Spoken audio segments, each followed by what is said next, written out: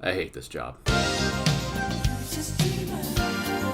By the way, guys, I'm going to be slowly moving off Patreon, so if you want to support the channel extra, go subscribe to my new Fourth Wall page. Less fees, better perks, and if you want to know more, there will be a link in the description below. To begin the season, Arsenal played Man City in the Community Shield, and after an insanely lucky last-minute equalizer, the Gunners prevailed on penalties to win their 17th Community Shield. Arsenal then started their league campaign with the match against Forest at home, and we get to see the debuts of Declan Rice, Kai Havertz, and Jurrien Timber. 25 minutes played, Gabriel Martinelli dishes it with some pizzazz to Thierry Nketiah, who puts it into the net, 1-0. Then 6 minutes later, our star boy Bukayo Saka scores an absolute beauty, and things are starting out nicely for Arsenal.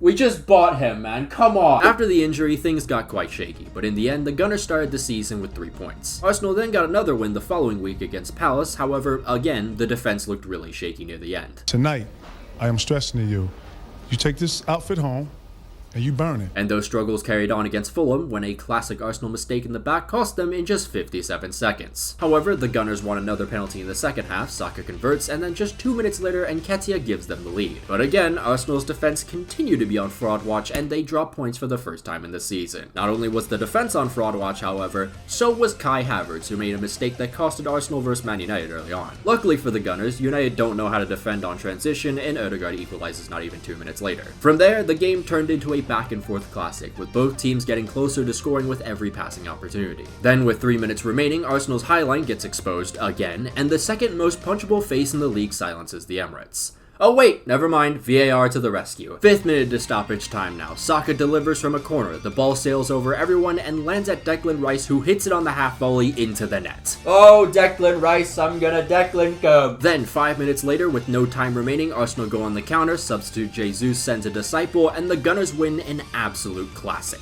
In the following week, it was another sub in Leandro Trossard, who finally put an end to the Goodison-Sean Dyche black magic as the Gunners win 1-0. This was also David Raya's first league start. Next was the North London derby at the Emirates, and this one was pretty highly anticipated. And for good reason, because both teams at the time were still unbeaten with the same amount of points, and while Arsenal were still trying to find their rhythm, Spurs under new manager Ange Postecoglou were firing on all cylinders. And it wouldn't take long for the new look Spurs to score for the opposing team. For the rest of the first half, it was all Arsenal, but they could never find a second. Then, after letting off the gas near halftime, Arsenal concede. Luckily, Arsenal win another penalty. Saka goes down the middle, and the Gunners retake the lead. But not even 90 seconds later, Jorginho freezes up, gives away the ball, and once again, Arsenal concede off a mistake in the back. A week after that disappointing result, the Gunners beat up on Bournemouth away from home and won 4-0. And after struggling since joining, Kai Havertz scored his first goal for Arsenal against the Cherries. It was only a penalty, but it was one that Bukayo gave to Havertz, showing that through thick and thin, this team had Havertz's back. And that must have boosted the Germans' morale, because in a relatively dull home game for City, Havertz assisted Gabriel Martinelli's stroke of luck that gave manager Mikel Arteta his first Premier League win against Pep Guardiola. With that result, Arsenal were second after 8 games, with only them and Spurs still unbeaten. However, another rival in Chelsea were keen on changing that, and in 47 minutes, Arsenal found themselves 2-0 down. Nevertheless, Declan Rice from way downtown gives the Gunners a lifeline in the 75th minute. Then, less than 10 minutes later, Leandro Trossard equalizes to save Arsenal a point at Stamford Bridge. This did see Arsenal drop to 3rd though. However, they bounced back to 2nd the following week after finishing off the month of October with a mangling of Sheffield United. And still, the only 2 teams unbeaten in the league so far, Spurs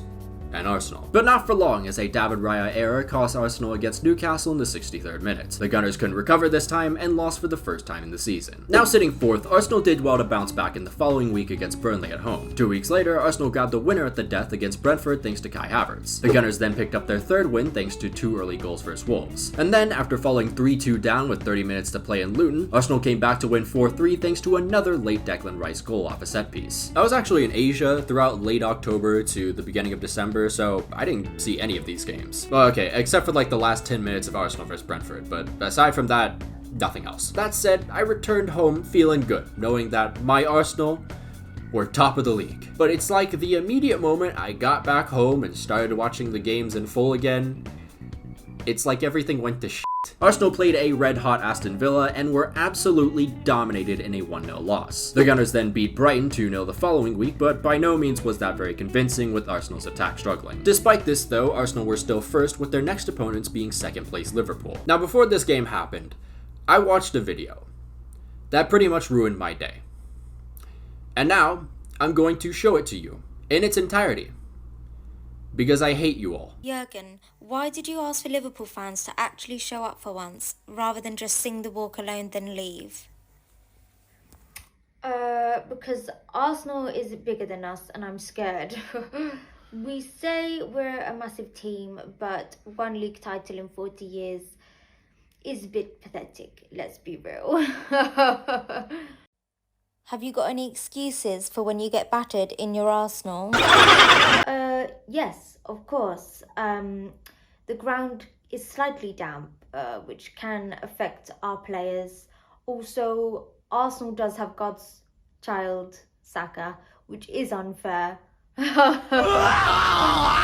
Just 3 minutes in, Arsenal off yet another set-piece score. However, in the 28th minute, Zinchenko isn't able to contain Salah, and the Gunners concede. However, later in the 40th minute, Saka gets in behind the defense, the keeper manages to deal with it, but then the ball falls to Martinelli.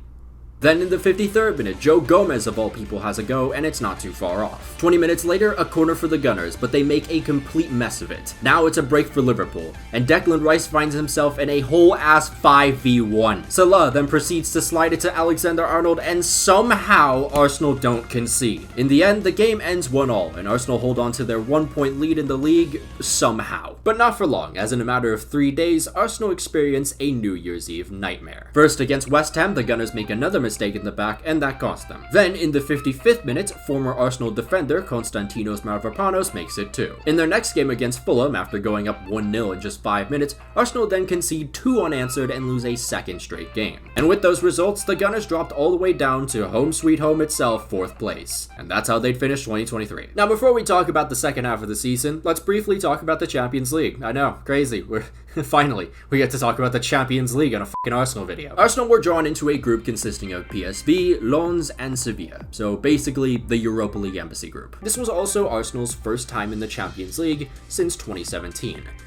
I won't make any comments after that. Back then, they were a team on a slow decline with the manager well past his prime. But now, with plenty of young talent managed by an up-and-coming manager, they were ready to take on Europe's finest again. Arsenal began their campaign in winning fashion with a 4-0 pummeling of PSV at home. But then, they were stunned by Lens after initially being 1-0 up. Nevertheless, Arsenal won its next 3 matches, including a return fixture at home versus Lens, where the Gunners got some needed revenge. Finally, after a 1-1 draw with PSV, Arsenal won their group to advance to the knockouts. Now back to the present. We may have reached a new year, but Arsenal were still up to the same old. The Gunners back in November had lost in the 4th round of the EFL Cup, a cup you'd have to pay me $1 billion to ever give a shit about. And to begin January, their cup hopes completely died after a 2-0 loss to Liverpool in the 3rd round. Nonetheless, Arsenal returned to Premier League action in style with a 5-0 win versus Crystal Palace. Next was Forest away, and the Gunners didn't let last season repeat itself. And all the while this was going on, Nuno Tavares was, oh, well, you know, good thing at least this is the only weird thing that has happened with an Arsenal player before. With those results, though, Arsenal were now 3rd, with their next opponents being the league leaders Liverpool at the Emirates. Thankfully, this time, no random e-girl ruined my day. Even better, Moses Ødegaard would part the seas, and while Havertz couldn't convert, Saka was there to sweep up the crumbs. 1-0 after just 13 minutes. And from there, Arsenal's defense did well to contain Liverpool's attack, but then in classic Gunnar fashion, they have another error lead to a goal. We were dominating them. Why do we keep doing this? Gabriel.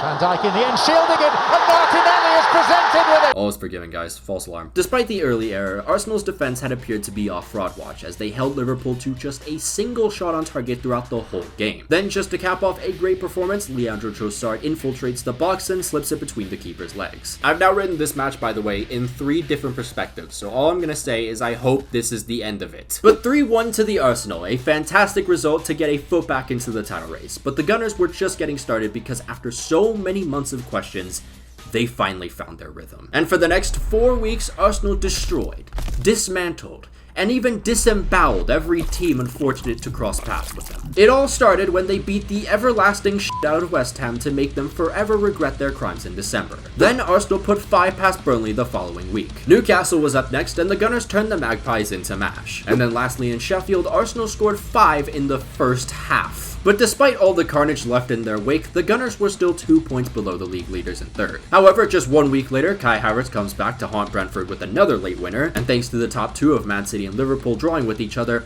Arsenal jumped back to first thanks to their superior goal difference. The Champions League also returned around this time as well, and I guess things are just new nowadays because Arsenal actually got lucky in the last 16 draws. Porto! And with how the Gunners had outscored their opponents 21-2 in the league, many saw Arsenal running away with this. Hell, hashtag pray for Porto was trending on Twitter for a bit. But a lot of Arsenal and Premier League fans seem to forget about these things. 1, experience is key, and not a single player on this Arsenal team had any of it. And B, the Premier League is easily one of the most competitive leagues in the world. Honestly, I'd say it is the most competitive league. But that said, the clubs are severely overrated. But in this case, it was experience that was Arsenal's Achilles heel, and after not being able to get the attack going at all, the Gunners conceded right at the death. Nevertheless, Arsenal returned home in the second leg and looked a lot better. Leandro Trossard scored to make it 1-1 in aggregate, and then thanks to some David Raya heroics, Arsenal prevailed on penalties. Meaning for the first time since 2010, Arsenal were in the Champions League quarterfinals. 2 weeks later came the biggest game of Arsenal's season. Man City away. Last time Arsenal played at the Etihad, they witnessed the dying remains of their title hopes be stomped upon by an unstoppable Norse god. However, the Gunners were back, and better than ever. I know that's a very cliche thing to say, but they actually were. Their form wasn't dwindling this time, and everyone was actually healthy. Things would be different this time. This was the worst game I have ever watched in my entire existence. And that's saying a lot, because I watched a game 30 minutes away from Rimini in March. Anyways, no one benefited from this game, besides Liverpool, who overtook Arsenal for the top spot right at the end of March. But it's fine, there's still plenty of games to go. This title race is nowhere near done. Arsenal went on to extend their unbeaten run to 11 after wins against Luton and Brighton. And thanks to Liverpool letting it slip versus Man United, the Gunners were back at the top of the table due to goal difference. But now it was time for the Champions League quarterfinals, where Arsenal would be playing Many years ago, Arsenal had their pants pulled down, were given a swirly, and shoved into a locker by Bayern Munich. In just 2 matches, the Gunners coughed up 10 goals while the whole world watched and laughed at how truly pathetic this once great club had become. This was also Arsenal's last appearance in the Champions League for 7 years. 7 long years full of decline and dread, but eventually, hope and rebirth. Now, with Bayern running into a wall Arsenal knew all too well, this was the chance for vengeance. 11 minutes played, Sauce Boy Saka infiltrates the Bayern defense and curls it into the back of the net. 1-0 to the Arsenal. However, a lack of experience once more causes the young Arsenal team to lose their composure, and former gunner Serge Gnabry scores. Then, in the 31st minute, Arsenal's own kryptonite Harry Kane comes back to bite them in a different shirt. Nevertheless, Arsenal used the power of friendship to equalize in the 75th minute. And then, with just 30 seconds remaining, Saka gets in behind the defense and has just Neuer to beat. Saka! Where's the penalty? That was a bit of a tough pill to swallow, knowing that was a pretty big missed opportunity, but now Arsenal needed to focus on their next league game versus Aston Villa. Unlike last time, Villa had cooled down a little, and Arsenal were still unbeaten in the league in 2024, so all the Gunners needed to do was maintain this form and not bottle it. Digne, and there was Torres, here's Bailey! Oh, not again! Defend off Smith Rose, the last defender back, and Watkins chips it into the far corner. Why is it always April? 3 days after that disaster class, Arsenal went back to Munich, and before the game, for some reason, Arsenal fans were a lot more delusional than I thought they would originally be. Case in point, this tweet. What does this even mean? What does aura mean at this point anymore? Oh, Arsenal, you are such a great club. You have so much aura. Oh, I'm auraing all over the place. Oh!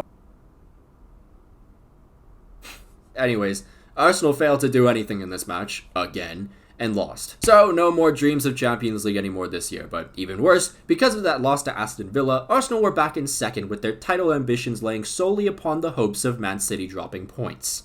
A team which was on a 17-game unbeaten run. Listen, okay, Manchester City, I have an offer that you simply can't refuse.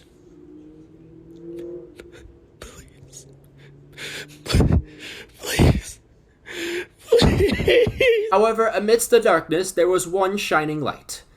Anne Hathaway. A couple days after Arsenal got back to winning ways against Wolves, a clip came out of Anne Hathaway celebrating Leandro Trossard's goal in the 45th minute. 1-0. Sorry. Trossard. Oh, I love you! All I'm gonna say is Trossard was a different man after this. Against Chelsea, it took not even 5 minutes for Leandro Trossard to get on the score sheet. Then later in the 51st minute, Ben White makes it 2-0. And remember when I said Kai Havertz was on fraud watch? Well, not anymore, motherfuckers. Agent who? Accept the facts, Chelsea fans. You are nothing to us anymore. Bow before the feet of your new London overlords. And Arsenal fans relish in this glorious moment, because the scars of Stamford Bridge 2014 are no more. 5-0. I don't care if City is still in the driver's seat. We are winning that title. Next up, the North London derby in Tottenham. Give me a wash stain, a dab of sauce, and finally a little meat and schlappen. And just like that, it's 3-0 after just 38 minutes. Oh, what's that? Tottenham dominated the whole match and nearly came back against us? The officiating was terrible as well? I don't give a shit. I'm the most shameless human being on the face of the earth now. Unfortunately though, for our glorious Gunners, Man City still had the advantage after winning in Nottingham. However, two can play at this game as Arsenal take care of business against Bournemouth. Have that, Manchester City. Next, Manchester United at the famous Niagara Trafford, and a single goal from the changed man himself seals the deal. How about that, man? Oh my god, it's just not fair! Alright, calm down. Calm down, okay? City still has 2 games remaining, okay? Who do they play next, alright? Surely it's gotta be someone who could trump them. Founded in 1882, Tottenham Hotspur has graced our eyes as one of the greatest clubs in European football. Throughout numerous successful decades, the world has got to witness legends like Danny Blanchflower, Jimmy Greaves, Steve Perryman, David Ginola, and even Ledley King. These great men have helped win glorious Tottenham numerous FA Cups, UEFA Cups, and even league titles. Incredible Tottenham Hotspur has also produced a ton of great players of this era: Luka Modric, Gareth Bale, Christian Eriksen, and Son Heung-min. And sure, they haven't won a trophy since 2008. Every player but one I just mentioned is not at the club anymore. But you can never underestimate the great Hotspur. Especially now with Lord Postecoglou guiding a team of talented young studs bound for great success, the great Hotspur shall prevail versus the Demon Lords. Come on, you Spurs! 5 minutes played, our future champions of England already at it as Bentancur has a shot but it's saved. 10 minutes later, the threat approaches. They possess an old Nordic man, but thankfully Duke Vicarious protects us from danger. Closing into half-time now, the slimy Manx once more try to penetrate the impenetrable. I owe my life to you, Dragusin. So foolish these silly little plastic toys can be, thinking they can actually break us down. But do not forget, the great Hotspur thrives on struggle. And later in the 70th minute, our superior Swede Kulusevski has a go, but to no avail. However, he comes back stronger 9 minutes later. Unlucky he must be. Speaking of unlucky, not this pathetic excuse of a defender for sure. Go on, sonny boy, send these demons back! Need not worry, there is still time, my glorious kings. Just don't let these goblins score again. And Doku goes down, and that is a penalty kick. Erling Haaland. I f***ing hate this club with every single ounce of my living. It's like every year with these bleach demons. They terrorize my teen years and do nothing with it. They terrorize my adult years by doing nothing. This club is more useless than Ben Simmons in a basketball game. Woohoo! We prevented Arsenal from doing something again. Congratulations on your trophy. Go on, dance with your friends. Drink like it's the best day of your lives. I hope you're happy sitting in the cuck chair every year, you pathetic wits. I hope the day this club comes close to ever winning another trophy again, the whole team suffers stomach aches and the fans are forced to watch their lives drain from their eyes as their club gets manhandled again. I cannot wait for the day I rot on my deathbed knowing your tiny club still hasn't won anything. I cannot wait to see each and every single one of you in hell. Okay. Not all is lost yet. There is still one more game remaining, and City are just 2 points above us. It's still possible. What's their next opponent's recent form looking like? Yeah, that's, yeah, okay. But you know what? I still believe. 99% faith, 1% chance, and 115 charges. I still believe, damn it. Foden, chance for a shot! It's not even been 90 seconds! Foden! How could this happen to me? I made a mistake, got nowhere to run. Life goes on as I faded away. I'm sick of this life, I just wanna scream. How could this happen to me? Well, it's happened again. After 40 plus games, Arsenal failed to win a single trophy. Again. Oh, but Maxwell, what about the Community Shield? Yeah, I could take a shit on that and it would still have the same value. Let me briefly talk about the season performances. Very briefly, I'm not going to do what I did last year. Start with the positives. 20 goals off set pieces. Incredible, impressive. Give that coach a raise. Takahiro Tomogotsu improved a lot this year. He also scored one of our last goals this season. He's actually scored 2 goals this season. So really, well done. Well done. Love that man.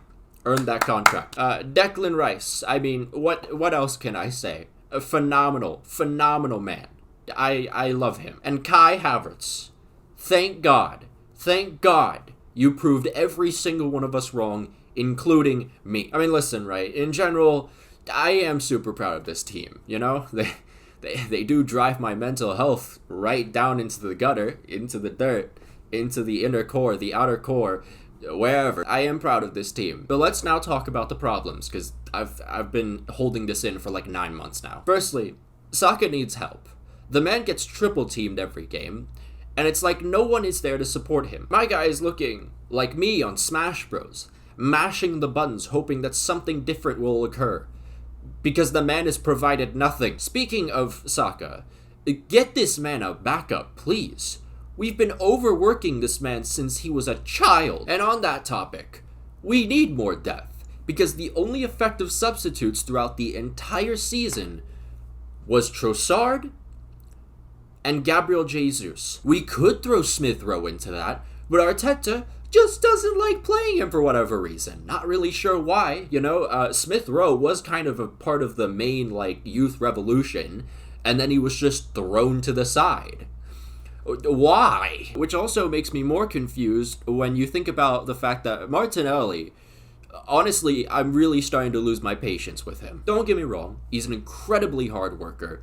Scored that goal against Manchester City, but he is being quickly exposed as a one-trick pony. Oh, and just off topic, not really attack-wise here, I need to talk about our goalkeeper for a second, because he's improved, but easily one of the most undeserved, Premier League Goalkeeper of the Season awards I've ever seen in my life. You saw the highlights, you saw some of the goals he conceded.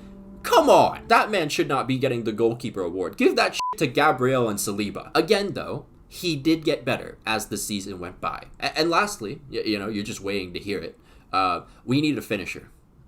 Badly. I mean, sure, you know, this team did have the most goals in the league of any other team, but, you know, we have to take into consideration that a lot of those goals came from blowouts.